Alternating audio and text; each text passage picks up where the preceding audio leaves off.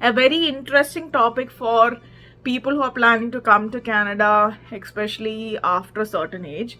Talk about how many PNPs are there in Canada.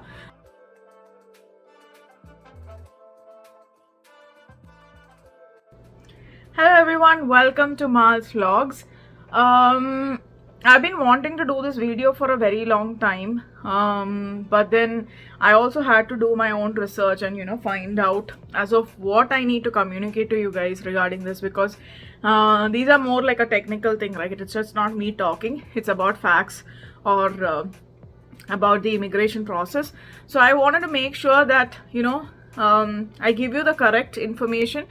So this video I'm going to talk about a very interesting topic for people who are planning to come to Canada, especially after a certain age. And it's nothing but Provincial Nominee Program, or what you popularly call as PNP. Well, one of the main reasons I am in Canada is for a PNP. So those who don't know PNP, I'm going to tell you about what PNP is, how it's going to benefit you guys, how can you come to Canada with a PNP, or how can you apply for PNP, and different types of PNP in Canada.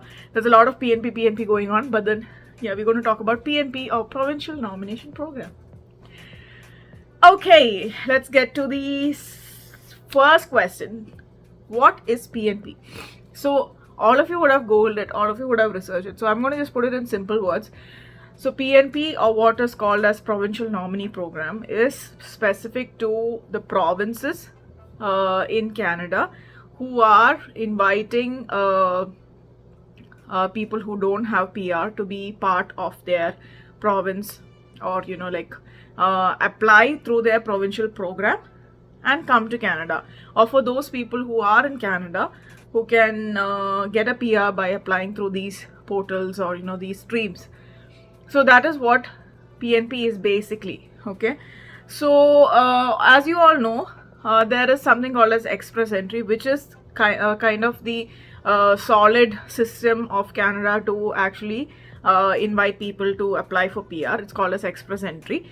So the problem here is express entry these days is kind of difficult for people to aim at, mainly because the score is like kind of really high. I think it's that even reached to a point in where the CRS score had to be 500 plus. Okay, so for people like me who have crossed their 35 and who wants to try, or who's even crossed their 30s, who wants to try, PNP is a good option, because obviously your CRS score is much lesser than what is actually required.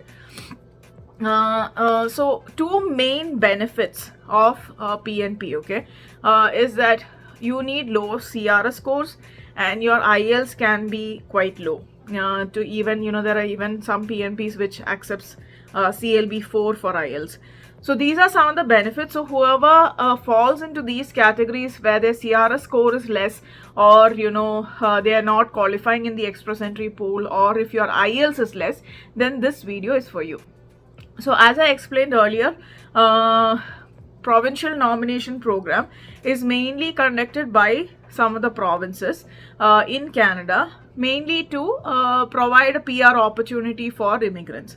So if you look at it, majority of the provinces have PNP programs, but there are some which are really popular. Okay, so I have made a list in my book as of what I need to talk to you, because I don't want to like keep blabbering about things and you wouldn't know what is happening.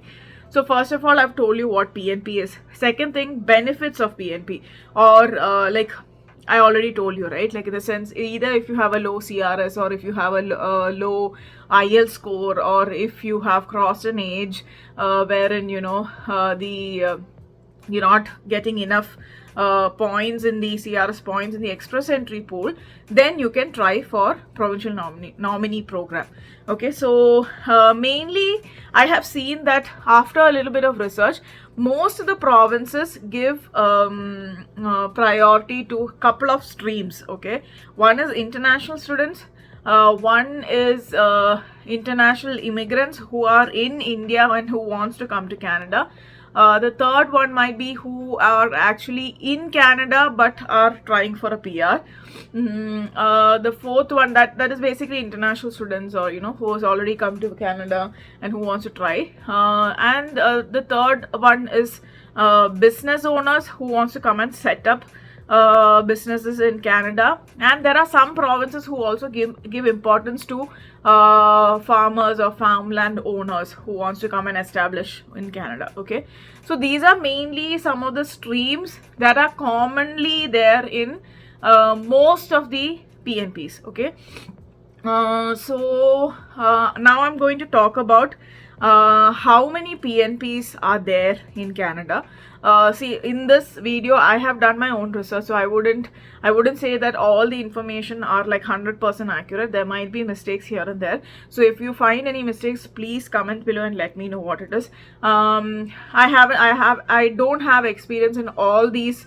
I'm not applied for any of these PNPs except for one or two, so I can only talk out of my experience and of the little research that I've done. Okay, so we have 1, 2, 3, 4, 5, 6, 7 PNPs in overall in Canada, other than the express entry pool. Okay, and some of these PNPs require you to have a express entry profile, and they select from those. Okay, there are some other PNPs which does not need an express entry profile. You have a separate portal.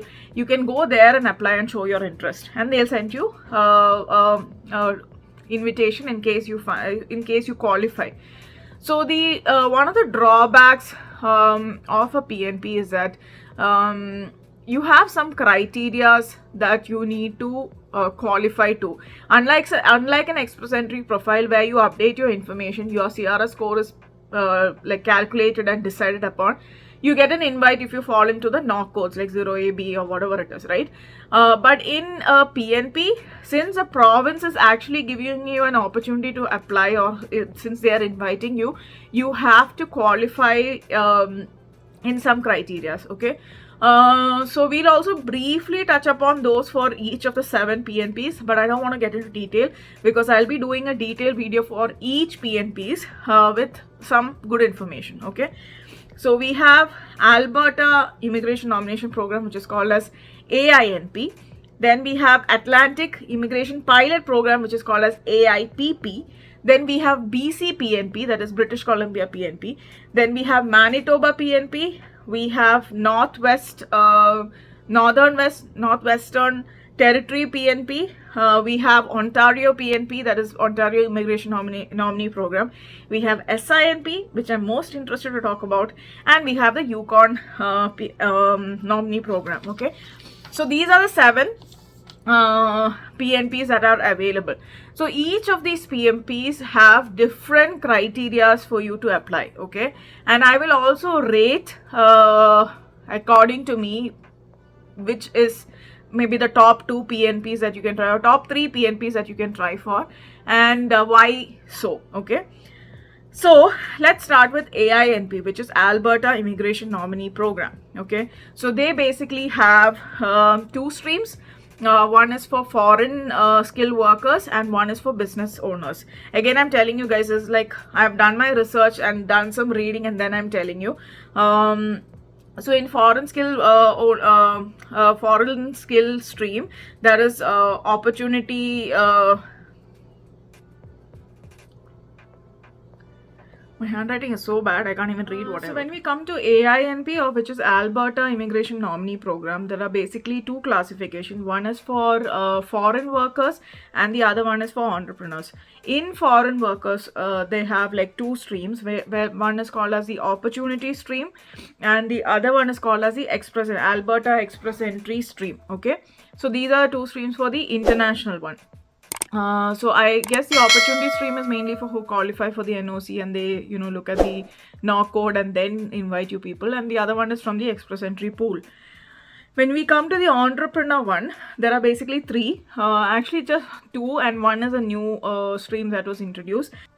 So when we come to the entrepreneur stream in AINP, one is for the international graduates.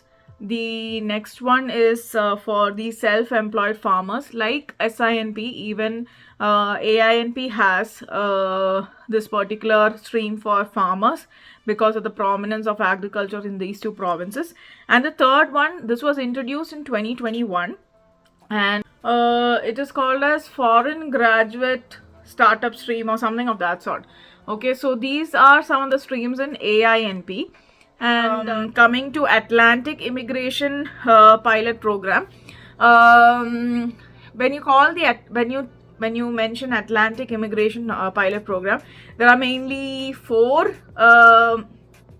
provinces or territories that come into. One is Nova Scotia, one is New Brunswick, one is Newfoundland and Labrador, and one is the Prince Edward Island program. Okay, so all these are called as Atlantic Immigration Pilot Program, and it was more like a launch program. Sometimes they say they're announcing some of the programs in that, but I don't know much information about this, so can't comment much about how it is there. I've also heard that there are some frauds that are happening in the PE, that is Prince Edward Island program and all those things. So I'm not digging much into it. For AIPP, there are basically, you need a LMIA, which is a labor market letter saying that you're so skilled that the Canadian employer wants to hire you from India or whichever country you're coming from. And this can be for skilled workers who are within Canada or for international skilled workers. Okay, so these are 2 things. Now coming to British Columbia PNP. Okay, so these people also have 3 streams under which you can apply. One is a skilled immigration program, one is the express entry BC, that is they will invite people from the express entry pool, and then there is immigration program for the entrepreneurs or business owners who wants to come and set up. So that is about BC PNP.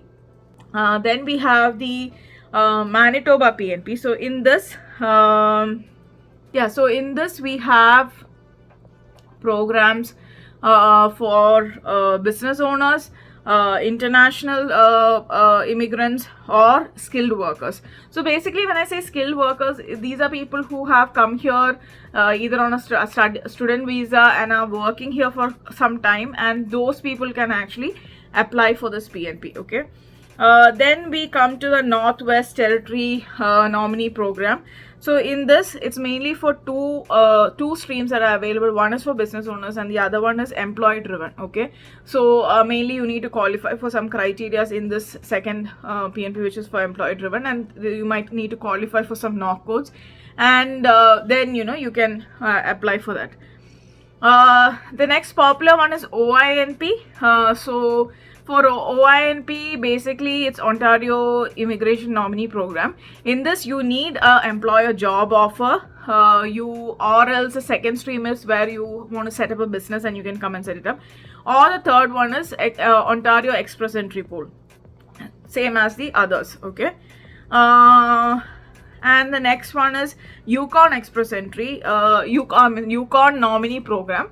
In this program, basically, either they can invite you from the Express Entry Pool, or you can be a skilled worker, or you can be a critical impact worker. Even I'm not sure much about it. And the last but not the least is SINP, which is Saskatchewan Immigration Nominee. I still struggle to say Saskatchewan these days, I don't know why. So they basically have 4 streams basically. One is for international skilled workers, basically who are applying from India to come to Canada. They can apply on this. Second one is workers with Saskatchewan experience. So I mainly fall into that because they have the scheme wherein you're already working in Canada, you have so much of experience, I think 760 hours or something, and you would have like studied in Canada and all, and you can apply for that. The third one is for entrepreneurs who want to come and set up business here. And the fourth one is for farmers or farm owners or operators. So this is mainly for Saskatchewan because Saskatchewan is mainly agriculture based. So there's a lot of Canada's most of the agricultural thing happens in Saskatchewan. So that's one of the reasons they are promoting this stream. So these are the 7 nomination programs and some of the streams in it. I'm going to do a detailed video about what is what and how you can apply or what is the process, and how much of CRS scores you require, and all those kind of things. But if you ask me, is it easy to actually get PR through PNP? I wouldn't say it's easy. It is actually a little more difficult than express entry, I think. Express entry, it's all about the score. You get a score and you qualify if you fall into the invited NOC code. But in PNPs, you actually need to qualify for those criteria. Some of them need job offers. Some of them needs you to be in that particular province for a while. In some cases, they need you to have some connection, like you need to have some relative or some kind of ties with that particular province. So there are strict criteria as of how they actually select you guys. So PNP is not easy. So don't say, okay, I've applied for SINP or applied for AIPP and I'm going to get it. There are people who got it, but obviously they would have fulfilled all those criteria. So I wouldn't say PNP is easy, but one of the main reasons I came to Canada is because PNP gave me some hope. Like I told you, right, I was trying for my express entry. I wasn't getting because my CRS score was very less. And even though I had good IELTS score and I had good experience back in India, it really didn't count. It really didn't actually get me to the CRS score which I had to be in, right? So my only option was to come to Canada as a student, study here, work here, and then apply for a PNP through an employer. So I will also do a video on that specific stream which I am planning to apply for. I haven't got all the information in hand. I haven't got all the information that I require. So once I get it in hand, I shall make a video. So I hope you guys have got an idea about what PNP is. It is a very slow process as far as I've understood or what I am experiencing. I came in Canada, I think 2021 of August. I did my course till April 2021. Now it's 2023. I still haven't got my PR. So it is obviously a slow process where you need to have patience. My open work permit is expiring in September, so I have time till then until I figure out things. But have like a pathway of how you're going to approach and see if you qualify for these PNPs based on the criterias, because don't blindly apply for things. Actually, when you go to the IRCC website and you're showing interest for PR, they ask you which all territories or provinces are you interested in, so you can click there and tell them. But then one more thing I've realized is some of the PNPs are very mysterious, okay, in the sense they don't actually give you much idea about what are the jobs they are looking for, or they don't put out much information. And that is kind of like Alberta, I've heard. It's quite easy because they need a very low CRS score, but at the same time you have no clue which are the jobs that they nominate for for that particular PNP, or what exactly. It's kind of like mysterious. I think if I would rate the third one, which I feel is an easier process, is OINP, Ontario Immigration Nominee Program. Then I would say AINP, which is Alberta Immigration Nominee Program. And I seriously feel that one of the best PNPs is SINP, which is Saskatchewan Immigration Nominee Program. It's not because I am in Saskatchewan, but there are so many advantages in the sense you don't need any ties here. Basically, you don't need a valid job offer to come from India to Canada with this PR. And so many other benefits, right? So I feel that SINP is one of the best out of all the others that I've read through. But again, it depends. Like if you have a relative in Manitoba and you want to go to Manitoba, okay, that's based on your profile, right? But from my experience, I feel that SINP is one of the best. And yeah, that's it. This is just a brief idea about PNPs, or how it works, how many PNPs are there, like how low, if you need more details of how less the CRS score needs to be, or those kind of details, please comment below and let me know. what details you want to know, which specific PNP you want to know about, and I shall make a video on that. And also guys, please share, subscribe and like my videos, because I see that there's a small growth in how my YouTube channel is growing. I'm very happy about it, but at the same time I would like more people to watch it, mainly because it's not like useless content that I'm putting out, right? At least it might be beneficial for at least 5% of you guys. So if you find it useful, please share, like and subscribe to the channel, and I would be more than grateful. So that's it guys, thank you for watching.